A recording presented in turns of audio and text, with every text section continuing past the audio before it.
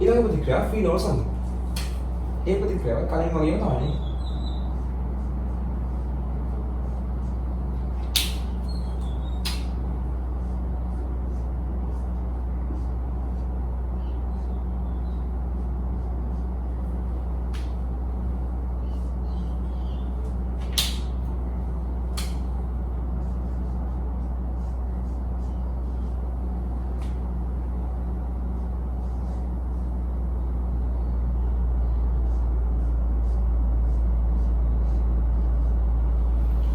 ඒකෙන් හැදෙන්නේ ෆීනයිල් එස්ටර්. වෙනස් කරලා තියෙන්නේ එච්චරයි. අර විදිහම තමයි H සහ Cl ඉවත් වෙලා තමයි මේ ප්‍රතික්‍රියාව සිදු වෙන්නේ.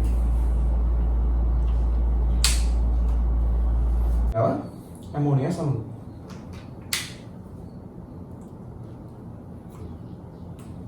එතකොට ඒකෙදි වෙන්නේ RCOCl එකක් කට ඇමෝනියා දැම්මොත්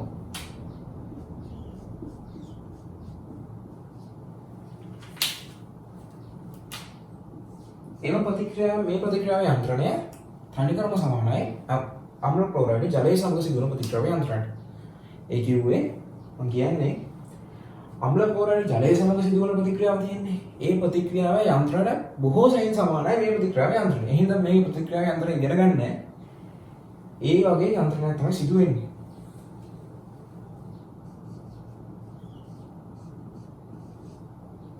උඩ ඇති වෙන්නේ මෙන්න මේ ඒ මයිඩියා කියන පදේ තමයි ඇති වෙන්නේ.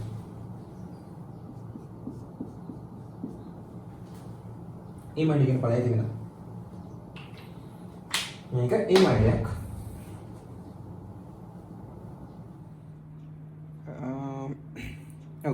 එතකොට මේ ඇමෝනියා සහ අම්ල ක්ලෝරයිඩ් අතර ප්‍රතික්‍රියාව ගැන තව කිව්වොත් ලේසි ක්‍රමයක් මම කියලා දෙන්න. එතකොට එතනදී අපි කරන්න ඕන මේ ඇමෝනියා සහ අම්ල ක්ලෝරයිඩ් ගත්තොත් මේ මෙතනින් Cl එකක් සහ මෙතනින් H එකක් අයින් කරලා ඊට පස්සේ ඉතුරු වෙන දෙක එකතු කරලා නැන්දනම් හරි. එතන මෙතන H එකයි Cl එක අයින් කරන්න. අයින් කරලා එතකොට මෙතන ඉතුරු වෙන්නේ NH2 මෙතන ඉතුරු වෙන්නේ COCH3. එතකොට ඒ කාණ්ඩ දෙක එකතු කරලා ලියන්න. එතකොට ඇති වෙන්නේ මේ වගේ ඵලයක්. COCH3 NH2. ඒතර ඒම අයිඩියා තමයි ඇති වෙන්නේ. ඒතර මම ඔය කිව්වේ කෙටි ක්‍රමයක් ඇමෝනියා සහ අම්ල ක්ලෝරයිඩ් අතර ඵලය ලබා ගන්න. H සහ Cl එක අයින් කරලා. ඊළඟට කියන්නේ ප්‍රාථමික ඇමිනෝ සමග. ප්‍රාථමික ඇමිනෝ කියන්නේ එක ඇල්කිල් කාණ්ඩයක් සහිත ඇමිනෝ සංයුග නේද? ඒ කිව්වේ මෙන්න මේ වගේ සංයුග තමයි. HCH3 එක ඇල්කිල් කාණ්ඩයක් පමණක් සම්බන්ධ වෙලා තියෙන ඒවාට අපි කියන්නේ ප්‍රාථමික ඇමිනෝ කියලා. ප්‍රාථමික ඇමිනෝකට අපි අම්ල ක්ලෝරයිඩ් ගන්නවා. නැත්නම් අම්ල ක්ලෝරයිඩ් ප්‍රාථමික ඇමිනෝ දැම්මොත්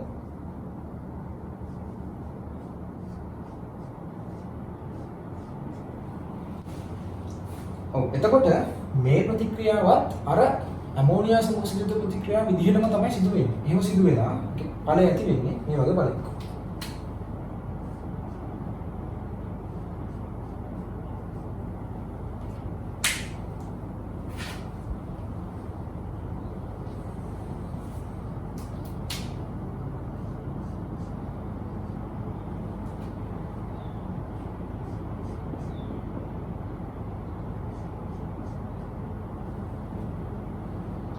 NH ඊට පස්සේ මේ Cl එක අයින් වෙලා එතන COR ඔන්න මොකද තමයි ඔක සිදු වෙන්නේ.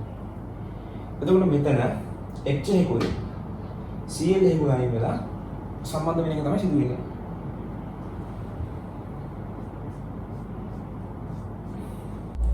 එතකොට ඔයගොල්ලෝ විභාගයේදී ආවොත් මෙන්න මේක ප්‍රශ්න. ප්‍රාථමික ඇමිනෝ අම්ල ක්ලෝරයිඩ් සමග සිදු කරන ප්‍රතික්‍රියාවේ යන්ත්‍රණය ලියන්න කිව්වොත් එතකොට දැන් එහෙම එකක් අපි ඉගෙනගෙන යන උන්ට නේද? එතකොට මේ වගේ එකක් ලියන්න කිව්වොත් කොහොමද ඔයගොල්ලෝ ලියන්නේ? ඒක හිතලා ලියන්න ඕන යන්ත්‍රණයක් නේ. අපි බලමු කොහොමද මේ වගේ යන්ත්‍රණයක් ලියන්නේ කියලා.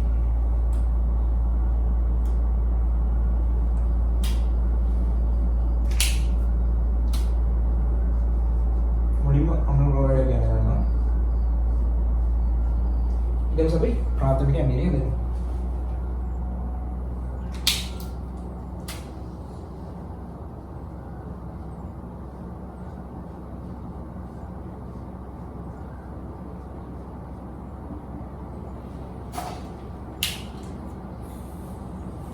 එතන මම හැමදාම කියනවා වගේ මෙතන ද්‍රවීකරණය සිදු වෙන ඩෙල්ටා එතකොට එම නිසා මේ ඩෙල්ටා එම නිසා මේ නයිට්‍රජන් දෙන එක සර මෙතනට පහර දෙන්න කාබන්ට දාන කාබන් දාන්න දෙන්න දාන කාබන් හරි එම හේතු වෙන්නේ බන්ධනය යන ඔක්සිජන් එකසරයක් නිසා ඊට පස්සේ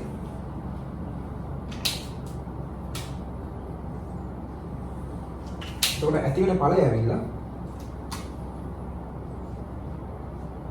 මේ වගේ ඵලයක් නේ. ඇති වෙන ඵලය ඇවිල්ලා එතකොට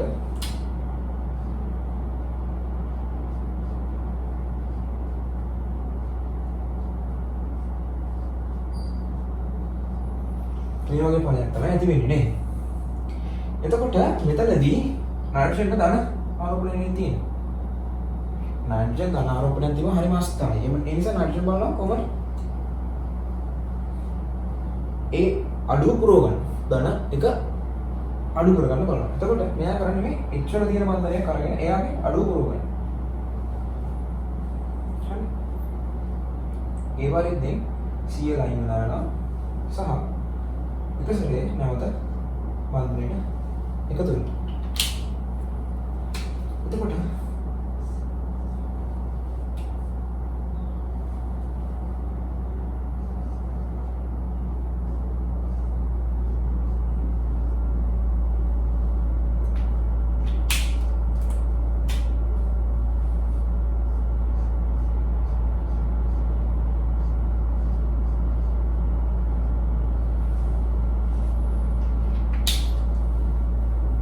අවසාන පාඩේස ඔන්න ඒ වගේ ඵලයක් තමයි ලැබෙන්නේ.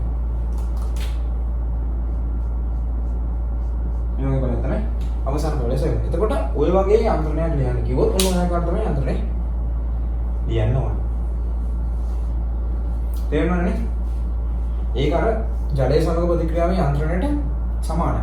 අනිකරම මේකම තමයි. වෙනස තියෙන්නේ මෙතන මේ ඇමෝනියා නයිට්‍රජන් ආපු විතරයි. එතකොට මේ ප්‍රතික්‍රියාව චුට්ටක් පැටලෙන හින්දා මම ඔයගොල්ලන්ට පොඩි අභ්‍යාසයක් දෙනවා. එතකොට බලමු කොහොමද මේ සංයෝග වල ඵල ලබා ගන්න කියලා. හරි. එතකොට මම පළවෙනි ප්‍රශ්නේ තමයි CH3NH2 plus CH3COCl. පළවෙනි එක. දෙවෙනි එක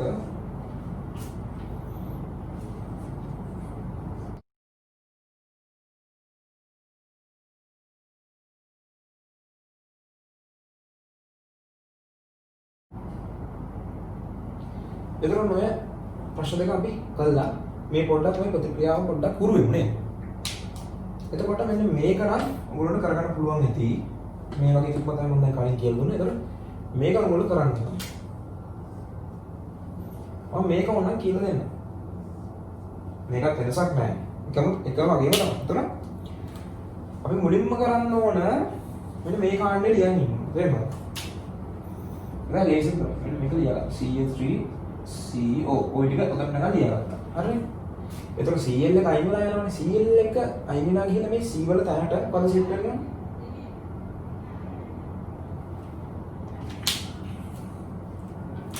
එතකොට අපි ඊළඟට කරන්නේ ධනරින්න දාන්නේ මොනේද? දැන් මෙතන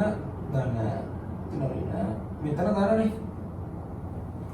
එතකොට මේ කාබන් සෙට් වෙන නයිට්‍රජන් නේ. නයිට්‍රජන් සෙට් වෙනවා. සහ එක H එකක් අයින් වෙලා යනවා නේ. එහෙනම් එක H එකක් අයින් කරලා එතන එක H එකක් අයින් කරලා නයිට්‍රජන් මේ ඵලය වල යන විතරයි තියෙන්නේ. එහෙනම් ඊතරම එක H එකක් අයින් කරලා එහෙනම් NH H එකක් අයින් කරා. H එකක් අයින් කළා මේ ඉතුරු ඵල ටික ලියන්න තියෙන්නේ.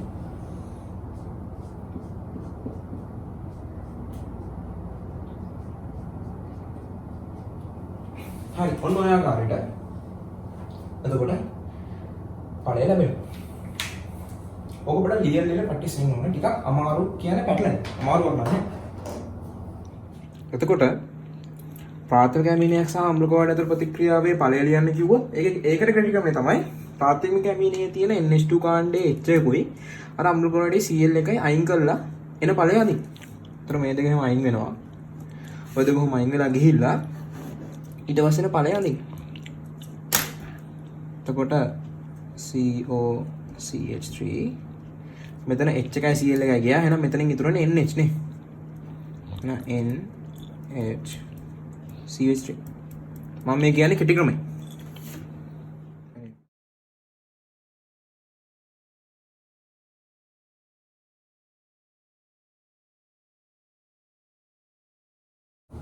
ඊළඟට ඉගෙන ගන්න තියෙන ප්‍රතික්‍රියාව තමයි ග්‍රීන්හාල්ට් ප්‍රතික්‍රියාවේ සම්බන්ධය. එතකොට දැන් අපි ප්‍රතික්‍රියා 6ක් ඉගෙන ගත්තා. අම්ල ක්ලෝරයිඩ් වලට අදාළව එම නිසා පොඩ්ඩක් අම්ල ක්ලෝරයිඩ් බලන්න නිතර මොකද අම්ල ක්ලෝරයිඩ් නිතරම අමතක කරන්න පුළුවන් පැත්තක් තමයි අම්ල ක්ලෝරයිඩ් ඕගනික් වල. හරිද? එහෙනම් කියන්නේ නිතර පෙරලලා බලන්න අම්ල ක්ලෝරයිඩ්. හරි. එතකොට මේ අන්තිම ප්‍රතික්‍රියාවට යන ග්‍රීන්හාල්ට් ප්‍රතික්‍රියාවක සම්බන්ධය. එතකොට මම කිව්වා අම්ල ක්ලෝරයිඩ් වල වෙන්නේ නියුක්ලියෝෆිලික ආදේශ ප්‍රතික්‍රියා කියලා. ඒ නිසා නියුක්ලියෝෆයිල් එකක් තමයි ග්‍රීන්හාල්ට් ප්‍රතිකාරය කියලා කියන්නේ. එහෙනම් ඒක දාන්න පුළුවන්. CH3 MgBr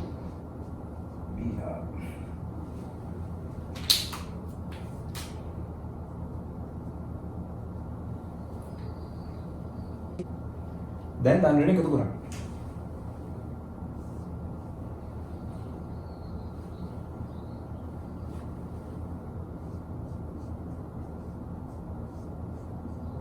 දැන් එකතු කරාම එන්නේ තර මෙතන වෙන තර මේ දෙක කරාම එන්නේ මේ වගේ එකක් නේ. Cl එක අයින් වෙලා ගිහලා CH3 කාණ්ඩය සම්බන්ධ වෙනවා. දැන් මේ ප්‍රතික්‍රියාව මෙතනින් නවතීද? දැන් පොඩ්ඩක් හිතන්න දැන් මේක නවතීද මෙතනින්? මොකද මාධ්‍යයේ තියෙනවා CH3 MgBr හරියි සහ දැන් ඔන්න හැදුන මේක. මේකද? කීටෝනයක් හැදුනා. දැන් කීටෝනයයි CH3 MgBr ප්‍රතික්‍රියාව තියෙනවද? උමයිනේ.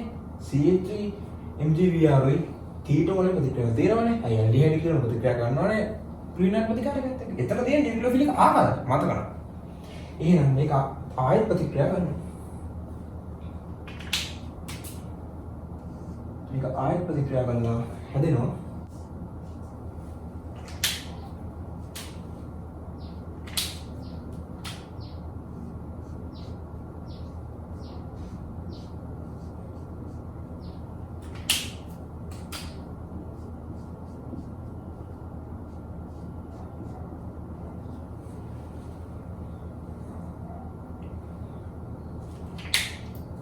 හරි. එතකොට ඔයගොල්ලෝ මේ ප්‍රතික්‍රියාව හොඳට තේරුම් ගන්න ඕනේ. එතකොට දැන් මම කිව්වේ මෙන්න මෙතන ඉඳන් මෙතනට තියෙන්නේ නියුක්ලියෝෆිලික දේශයක් සහ මෙතන ඉඳන් මෙතනට තියෙන්නේ නියුක්ලියෝෆිලික ආකලනය. එතකොට මෙතන යන්ත්‍රණ දෙකක් තියෙනවා නේද? නියුක්ලියෝෆිලික ආදේශය සහ ආකලනය. එතකොට ආදේශය සිදු වෙන්නේ අම්ල ක්ලෝරයිඩ්ට. ආකලනය සිදු වෙන්නේ ඇල්ඩිහයිඩ් කීටෝන වලට. මම ඒක කිව්වා. කලින් කිව්වා.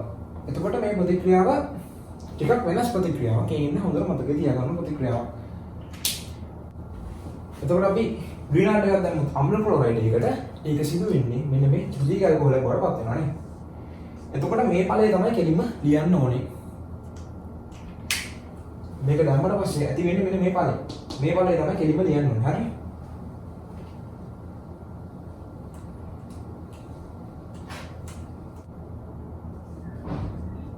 අපිට තේරුම් ගන්නත් එක උදාහරණයක් බලන්න.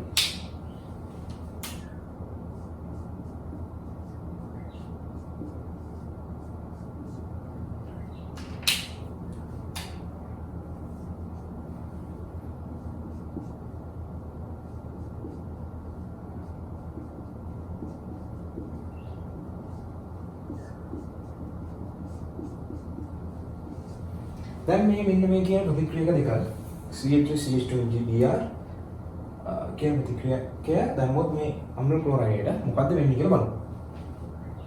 එතකොට වෙන්නේ මම කියපු ආකාරයටම තෘතීය ඇල්කොහොලයක් තමයි වෙන්නේ. හොඳට මතක තියාගන්න තෘතීය ඇල්කොහොලයක් තමයි හැදෙන්නේ. ඒකට සිදු වෙන්නේ එතන OH උනා. හරිද? උතන OH උනා ඊට පස්සේ මේ CH3 CH2 කියන කාණ්ඩ දෙක තමයි සෙට් වෙන්නේ. සම්බන්ධ වෙන්නේ.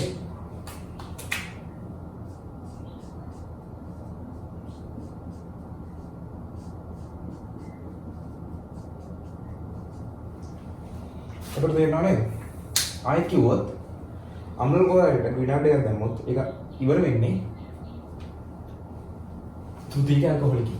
එතකොට ඒ තෘතීයික ඇල්කොහොලේ ඇල්කිල් කණ්ඩ දෙකක්ම ලැබිලා තියෙන්නේ මේ විනාඩි දෙකේ ඇල්කිල් කණ්ඩ දෙකක්මයි. විනාඩි දෙකේ ඇල්කිල් කණ්ඩ දෙකක් තමයි ඔන්න ලැබිලා තියෙන්නේ. එතකොට මම කලින් එක්ස්ප්ලেইন කරා කොහොමද ඒක වෙන්නේ කියලා. හරි. එතකොට ඔයාලට තමයි අම්ල ගෝලයට ප්‍රතික්‍රියා ටික ඉවර වෙන්නේ. එතකොට කලින් පාඩම් වල කිව්වා වගේ අම්ල පාඩමකට ෂෝට් නෝට් එකක් ගහන්න. මම කලින් පාඩම් වල ෂෝට් නෝට් එක අමුතුත් ගැහුවා. හැබැයි මම මේ පාඩමේ ෂෝට් නෝට් එක අමුතුත් ගහන්නේ නැහැ. මොකද ඔබ තනියම මේක කරන්න ඕනේ. එතකොට මේ වගේ හදාගෙන එන ප්‍රතික්‍රියා ටික ලියලා තියාගන්න. හැමදෙස්සෙම මේවා ප්‍රැක්ටිස් කරන්න. හරි. දැන් අපිට ඉගෙන ගන්න තියෙන්නේ එස්ටර වල ප්‍රතික්‍රියා. එස්ටර කියන්නේ මොනවද කියලා හැමෝම දන්නවා. ඒ හින්දා මම කෙලින්ම ප්‍රතික්‍රියා වලට බහින්නම්. හරි. පළවෙනි ප්‍රතික්‍රියාව තමයි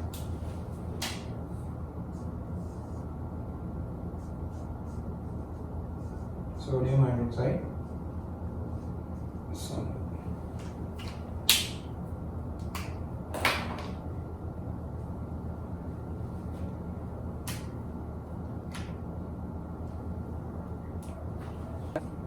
එස්ටර් කියනකොට මේ වගේ ආකාරයේ සංයෝගයක් අපි එස්ටර් දැන් කිහිපයක්ම ඇඳා කලින් ප්‍රතික්‍රියාවලදී එහෙනම් මම වැඩි කියන්නේ නැහැ.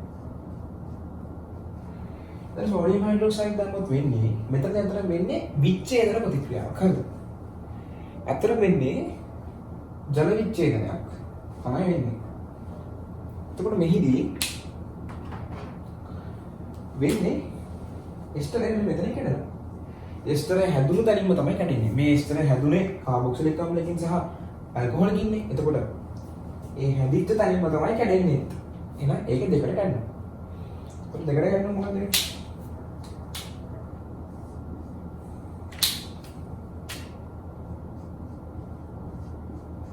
දෙකට කැඩෙනවා කාබොක්සිලික් අම්ලයට සහ ඇල්කොහොලයට. COH සහ 3OH. හරි. එතකොට ඔන්න ජල විච්ඡේදන උනේ ඔය ආකාරයට. හරිම ලේසි. හැදුණු තැනින්ම තමයි කැඩුනේ. ඒතර කැඩුනම ඇති උනේ කාබොක්සිලික් අම්ලය සහ ඇල්කොහොලය. දැන් සෝඩියම් හයිඩ්‍රොක්සයිඩ් මාධ්‍යක තියෙන්නේ. දැන් මගේ අතින් පොඩි වැරද්දක් වෙලා තියෙනව නේද? සෝඩියම් හයිඩ්‍රොක්සයිඩ් මාධ්‍යක කාබොක්සිලික් අම්ලය තියෙන්න බෑ. ඒ කාබොක්සිලික් අම්ලය අනිවාර්යෙන් ලවණය බවට පත් වෙනවා. හරි. ඒතර මේක ලවණය බවට පත් වෙනවා. හරි. ඒතර කැරක්ටරතාවය කරන්න ඕන ඇල්කොහොල දිනවන කිසිම ලක් නැහැ. ඔව් ඉතින්. ඇල්කොහොල දෙන මොකද ඇල්කොහොල සෝඩියම් හයිඩ්‍රොක්සයිඩ් එක ප්‍රතික්‍රියා කරන්නේ නැහැ. ඒ හින්දා ඒක තියෙනවා. හරි. හරි. ඒතර ඔයාලට තමයි ප්‍රතික්‍රියා වෙන්නේ.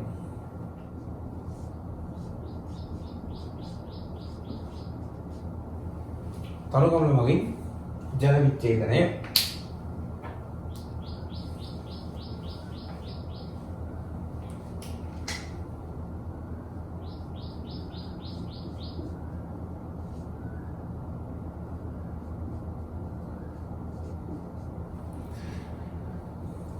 එතන මේ සඳහා අපිට දාන්න පුළුවන් ඕනම තනුගමන තනුග H2SO තනුග HNO3 තනුග HCl ඒ වගේ ඕනම තනුග කණිජ අම්ලයක් දාන්න පුළුවන්. එතන මේ ප්‍රතික්‍රියාව හොඳටම මතක තියාගන්න. මේ ප්‍රතික්‍රියාව ප්‍රත්‍යාවර්ත ප්‍රතික්‍රියාවක්. ප්‍රතික්‍රියාව සමතුලිත ප්‍රතික්‍රියාවක් නැත්තම් ප්‍රත්‍යාවර්ත ප්‍රතික්‍රියාවක් කියලා අමතක කරන්න එපා. මොකද කලින් අපි ඉගෙන ගත්ත ප්‍රතික්‍රියාව ප්‍රත්‍යාවර්ත නැහැ. මේක සමතුලිත ප්‍රත්‍යාවර්ත ප්‍රතික්‍රියාවක්. එතකොට අපි මොනවද ඇති වෙන්නේ කියලා. එතකොට අර කලින් කියපු ආකාරයෙන්ම තමයි සිදු වෙන්නේ. ජල විච්ඡේදනය එතන හැදිච්ච තැනින්ම තමයි කැඩෙන්නේ. එතනින් කැඩෙනවා කාබොක්සිලික් අම්ලයට සහ ඇල්කොහොලයට.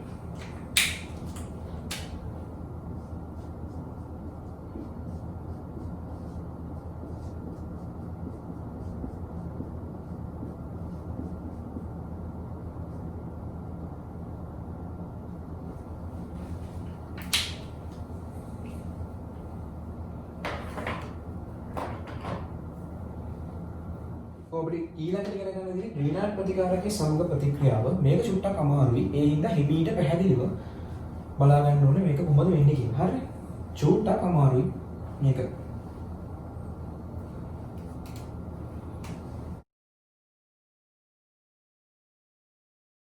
ඇති වෙන්නේ දාලා තලෙ විචලනය කරොත් ඇති වෙන්නේ මෙන්න මේ වගේ ඵලයක්. අවසාන ඵලය තමයි අපි ලියන්නේ. COH CH3 CH3 ඕක තමයි ඇති වෙන අවසාන ඵලය. ඒතර අපි බලමු මේ ඵලය කොහොමද එන්නේ කියලා. මේ ඵලය ඇත්තටම එන්නේ මේ අපි අර අම්ල ක්ලෝරයිඩ් වල ඉගෙන ගත්තේ. අම්ල ක්ලෝරයිඩ් ග්‍රීනාඩ් සමග ප්‍රතික්‍රියාව ඒ වගේම තමයි. මොකද අම්ල ක්ලෝරයිඩ් ග්‍රීනාඩ් සමග ප්‍රතික්‍රියා කරාම තෘතීය ගැලකොළ ලැබුණේ. මෙතන තෘතීය ගැලකොළ ලැබෙන්නේ. අපි බලමු කොහොමද මේ ප්‍රතික්‍රියාව වෙන්නේ. මේ ප්‍රතික්‍රියාව යන්ත්‍රණය බලමු.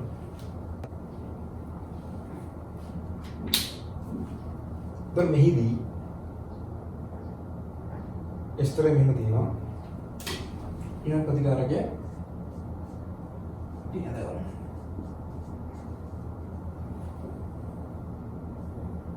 ඊළඟ ප්‍රතිකාරකයේ මේ ධන කාබන්ට පහර එල්ල ගන්නවා.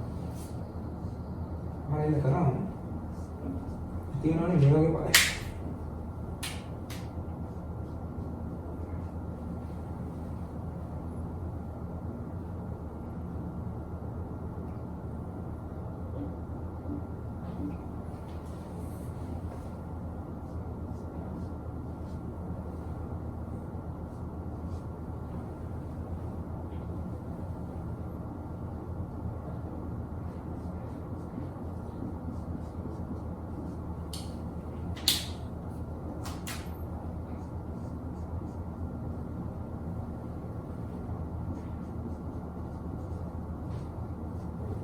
ඔයා ගන්න බලයක් ඇති වෙනවා.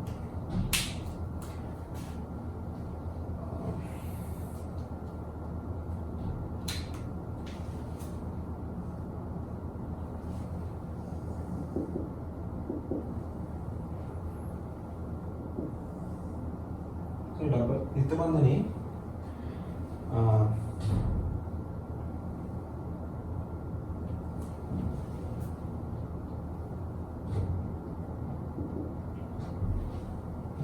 ඊට පස්සේ මේ එක සැරේ නිත්‍ය බන්ධනයට ඉතින් මේ එක සැරේ නිත්‍ය බන්ධනයට වඩපත් වෙනවා. සහ මේ කාණ්ඩය ඒ කියන්නේ එස්ටරේ ඇල්කොහොල් පැත්තෙන් ආපු කාණ්ඩය තියෙන්නේ. ඒක අයින් වෙලා යනවා. හරි.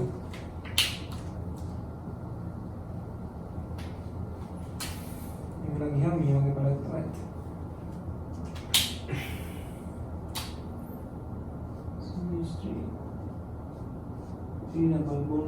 CH එතකොට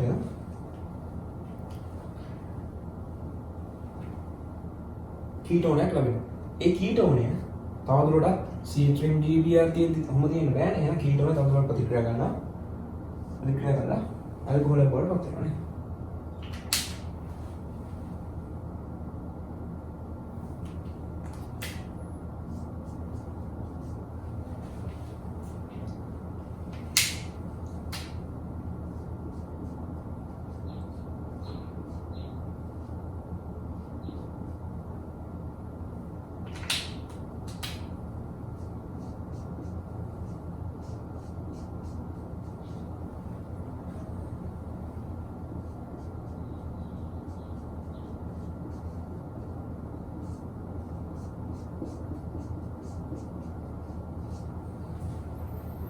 එතකොට මේ යන්ත්‍රණය වල මොන දෙනවා මේ යන්ත්‍රණය අම්ල ක්ලෝරයිඩ් වල යන්ත්‍රණය බොහෝ සෙයින් සමානයි. ඒ කියන්නේ මෙහෙම මුලින්ම වෙන්නේ නියුක්ලියෝෆිලික ආදේශයක් නේද? ඒ කියන්නේ මුලින්ම මොකද වෙනවා මේ කාණ්ඩය. මේ ස්ටරේ ඇල්කොහොල් පැත්තෙන් ආපු කාණ්ඩය අයින් වෙලා යනවා. අයින් වෙලා ගිහිලා ඒ වෙනුවට ග්‍රීනාඩ් වල තියෙන CH3 කියන නියුක්ලියෝෆයිල් සම්බන්ධ වෙනවා නේ. එහෙනම් එතන වෙලා තියෙනවා न्यूक्लियोफिलिक आदेश सह ඊට පස්සේ වෙන්නේ न्यूक्लियोफिलिक මෙතන ඉඳන් මෙතනට වෙන්නේ न्यूक्लियोफिलिक ආකල්පය. හරි. ඒක ඔය ආකාරයට තමයි ක්‍රියාත්මක ප්‍රතික්‍රියාව සමග ප්‍රතික්‍රියාව වෙන්නේ. එතකොට ප්‍රතික්‍රියා චුට්ටක් අමාරුයි. අපි ප්‍රැක්ටිස් කරලා බලමු. ගණන් දෙක තුනක් කරලා.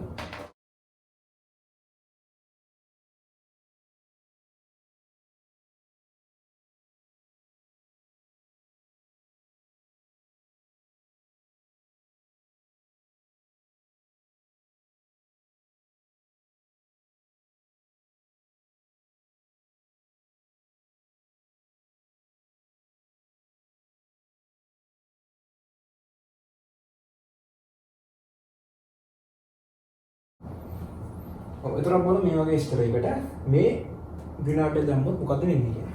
මුලින්ම කරන්න ඕනේ මෙහෙම. මුලින්ම මේ ස්තරය ලියා ගන්නවා කාබොක්සිලික් අම්ලයේ පැත්තේ. ඒ කියන්නේ මේ පැත්තේ දැන් ලියා ගන්න කාබොක්සිලික් අම්ලය ලියලා තියෙන්නේ මේ පැත්තේ නේ.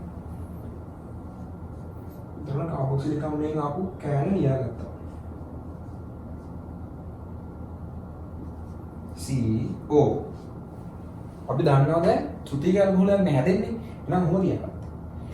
එහෙනම් ඉතුරු තෘතීය ඇල්කොහොලේ ඉතුරු කාණ්ඩ දෙක මේ ඉතුරු කාණ්ඩ දෙක එන්න ඕනේ ග්‍රීනාඩ් එකෙන්. එහෙනම් ඒ ඉතුරු දෙක ග්‍රීනාඩ් එකේ තියාගන්න. නම් මෙතනට H. හරි ඔය ආකාරයට. හරි අපි තව එකක් ලියලා බලමු. ඔව් මේ වගේ ස්ටර් එකකට අපි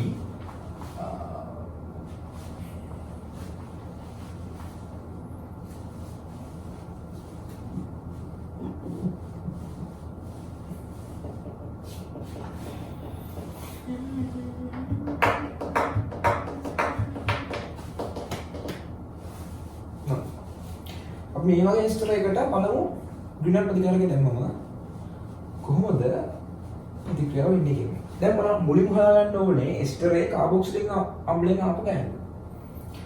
ස්ටරේ කාබොක්සිලික් අම්ලයෙන් ඇවිල්ලා මේ කෑල්ල බලන්න. මේ CH3O. CH3O කියන්නේ මේ කෑල්ල එහෙනම් ඇවිල්ලා තියෙන්නේ කාගෙන්ද? ඇල්කොහොලින් නේ. එහෙනම් මෙන්න මේ කාණ්ඩයෙන් තමයි කාබොක්සිලික් අම්ලයේ ස්ටර් ලැබිච්ච කෑල්ල. තේරුණා නේද මම කියන එක? ඒ කියන්නේ ස්ටරක් හැදෙද්දි කාබොක්සිලික් අම්ලය ඇල්කොහොල් එක තමයි හැදෙන්නේ. ඒතකොට ඒක කාබොක්සිලික් අම්ලයෙන් ලැබෙන කෑල්ලකුත් වෙනවා. ඇල්කොහොල් ලැබෙන කෑල්ලකුත් වෙනවා. මම ඒක කියලා දෙලා තියෙන්නේ. එතකොට කාබොක්සිලික් අම්ලයෙන් ලැබෙන කෑල්ල දැන් මේක. ඒක හොයාගන්නේ මේ C ඩබල් බොන්ඩ් O එකට යාබදව තියෙන එක තමයි කාබොක්සිලික් යාබදව තියෙන ඇල්කින් කාණ්ඩය තමයි කාබොක්සිලික් අම්ලයෙන් ලැබෙන කාණ්ඩය. හරි. හරි. එහෙනම් මුලින් මේක ලියාගෙන ඉන්න. මෙහෙමනේ.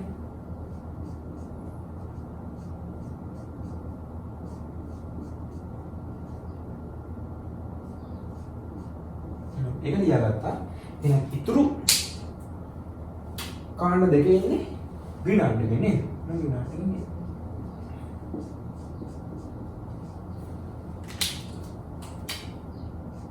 ඔයාලට තමයි තෘතීය ඇල්කොහොලේ හැදෙන්නේ. හරි මම තව එකක් කරලා බලන්න.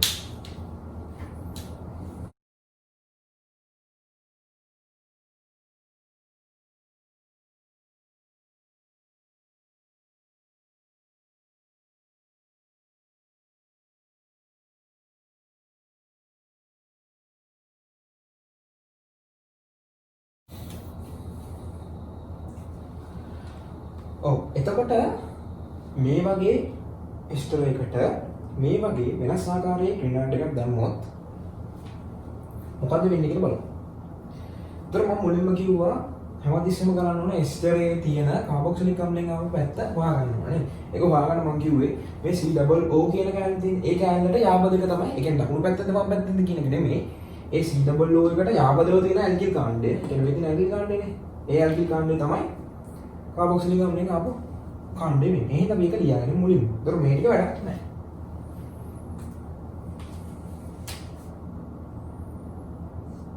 මම හිටිය මුලින්ම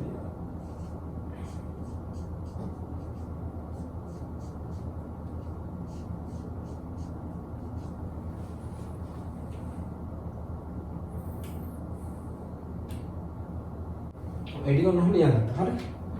ඊට පස්සේ දැන් තෘතීය ඇල්කොහොලයක් හැදෙනවා කියලා අපි දන්නවනේ. එහෙනම් මේ තෘතීය ඇල්කොහොලේ ඉතුරු කාණ්ඩ දෙක ඉන්න ඕන. මේ ග්‍රීනාඩ් එකෙන් එන එකනේ. තුන ග්‍රීනාල්ඩ් එකෙන් එන්නේ මොකද්ද? මෙන්න මේ ඍණ එකට මේ මැග්නීසියම් බ්‍රොමයිඩ් කියන එක සම්බන්ධ වෙලා තියෙන කාබන් වල තමයි තුන ඍණ එන්නේ නේ. ඒතර මේ ඍණ කාණ්ඩය තමයි ඍණ කාණ්ඩය කාණ්ඩ දෙකක් සම්බන්ධ වෙන්න ඕනේ. මෙතනට. එහෙනම් අන්න එකක්.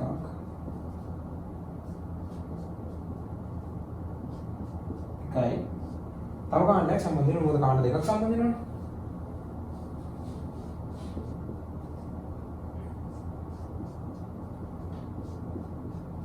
හරි. ඔව් එතකොට ඔය ආකාරයට තමයි ක්‍රිමිනල් ප්‍රතිකාරය සමග ප්‍රතික්‍රියා සිදු වෙන්නේ. ඒක සුට්ටක් උගල ලියලා පොඩක් ප්‍රැක්ටිස් වෙන්න. අමාරුම ආචුට්ටක් මේක බලන්න බලලා තේරුම් ගන්න උත්සාහ කරන්න.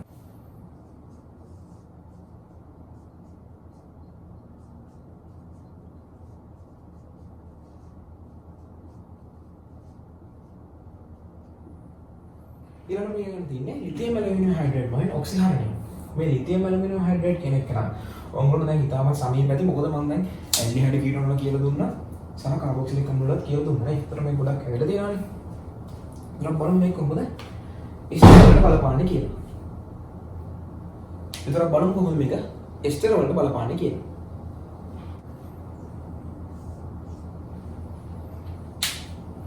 වගේ එස්ටර් එකේ ලිතියම් ඇලුමිනියම් හයිඩ්‍රේට් ජල ඒ දාලා ජල විචලනය කරොත්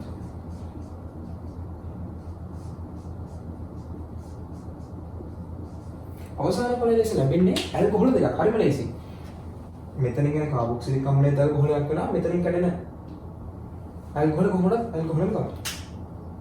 ඒතර ඇල්කොහොල දෙකක් තමයි ලැබෙන්නේ නේ. ඒතර මෙතනින් ජල විචලනය කරන කාබොක්සිලික් අම්ලය දෙන CH3COOH එක ඒක ලිතියම් ඇලුමිනියම් හයිඩ්‍රේට් වලින් ඔක්සිහරණය වෙලා ඇල්කොහොලයක් බවට පත් වෙනවා. CH3 CH2OH සහ කොහොමද තියෙන ඇල්කොහොල් මෙතන CH3OH. දෙන්න. අපි ආගක් කරමු. ඒක මෙන්න මේ එස්ටරේට ලිතියම් ඇලුමිනියම් හයිඩ්‍රේට් ජලය දැම්මොත් වෙන්නේ මුලින්ම හිතන්න දෙන්නේ මෙච්චරයි. මුලින්ම දැන් මේක කැඩෙන්නේ කොහොමද? දෙකට කැඩෙන්නේ මෙතන ඉන්නේ. කාබොක්සිලික් අම්ලය සහ ඇල්කොහොල් වලට දෙකට කැඩෙන්නේ ඔතන. හරිද? එතකොට දෙකට කැඩිලා එහෙනම් ඔව් එතන බලමු මේ එස්ටරේ. එතන මේ එස්ටරේ ජල විච්ඡේදනය කරොත් දෙකට කැඩෙන්නේ මෙන්න මෙතන ඉන්නේ. හරිද? ඒක කාබොක්සිලික් අම්ලය සහ ඇල්කොහොල් බෝඩ්. එතකොට ලිතියම් ඇලුමිනියම් හයිඩ්‍රේට් සහ ජලය දැම්මත් ඔක මුලින් ඔතනින් දෙකට කැඩෙනවා. දෙකට කැඩිලා ඊට පස්සේ තමයි ඔක්සිහරණය වෙන්නේ. එතකොට මේක දෙකට කැඩුනම වෙන මේ කාබොක්සිලික් අම්ලය තියෙන ඒ කාබොක්සිලික් අම්ලය ඔක්සිහරණය වෙනවා. ඇල්කොහොල් කොහොමද? තව ඔක්සිහරණය කරන්න බෑනේ. එහෙනම් එහෙම තමයි පණි ලැබෙන්නේ. එහෙනම් මෙතනින් එන අපි ඇල්කොහොල් මුලින්ම නේ. ඇල්කොහොල් මේ ටිකනේ. එහෙනම්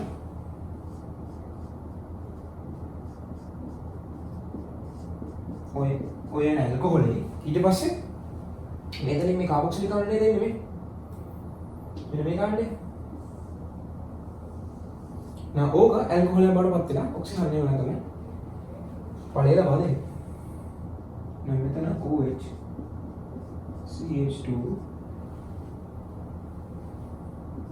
CH3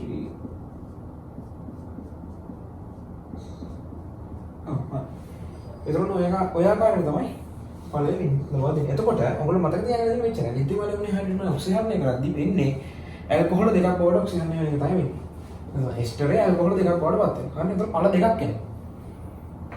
එතකොට ක්‍රීනල් එතකොට අපි එස්ටර් වල ප්‍රතික්‍රියා හතරක් කියන ගත්තා. ඔයගොල්ලෝ මේ ආකාරයට සටහනක් අරගෙන ෂෝට් නෝට් එකක් විදිහට මේකේ එන පළ ටික ලියන්න. එතකොට අපි ඉගෙන ගත්ත ඒවා තමයි සෝඩියම් හයිඩ්‍රොක්සයිඩ් සමග තනුකම්ල සමග ග්‍රීනාල්ඩ් සමග සහ ලිතියම් ඇලුමිනියම් හයිඩ්‍රේට් වල ඔක්සිහරණය කියන හතර. එතකොට මතක තියාගන්න ඕනේ මේ තනුකම්ල සමග ජල විචලන ප්‍රතික්‍රියාව ප්‍රත්‍යාවර්තන කියලා. එතකොට ඔතනින් එස්ටර් අවසන් වෙනවා.